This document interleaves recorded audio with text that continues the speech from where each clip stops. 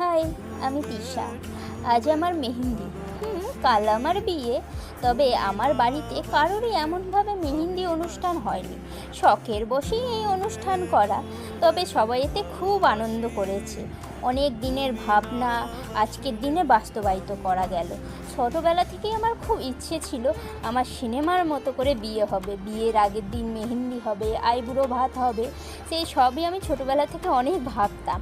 আর দেখো আজকের দিনে সেগুলো সমস্ত কিছুই হচ্ছে।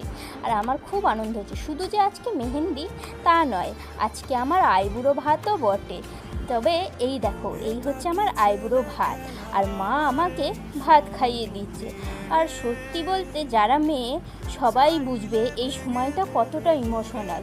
মা বাবা সবাইকে ছাড়া, নিজের কাছের মানুষকে ছাড়া, তাতে যে অবিবাহিতই হোক বা বিবাহিত হোক, প্রত্যেকটা মেয়েই এটা বুঝবে যে মা বাবাকে ছেড়ে থাকার দুঃখ বা কষ্ট কতটা হয়। ছোটোবেলার সেই ঘর, কাছের মানুষ সবাইকে ছেড়ে থাকার কষ্ট, আর নতুন মানুষ পাওয়ার আনন্দ। রাতে শাখা পলাও পড়েছি, তবে সেজেগুজে আর পড়া হয়নি। কি করে পরবো? সারা সন্ধ্যের যে ধকল, তারপরে একটু শরীর রেস্ট নিতে চেয়েছিল। পরের দিনে তো আরও বড় ধকল, তাই না?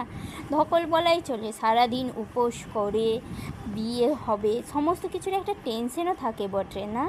আর এই সময়টাও কিন্তু কম আনন্দের আর কম ইমোশনালে ছিল না গো। তো আজকের শাখা পড়ার পরে আমাকে কেমন লাগছে অবশ্যই বলো। ভিডিওটা ভালো লাগলে লাইক, কমেন্ট, সাবস্ক্রাইব। আজকের জন্য এতটাই, টাটা।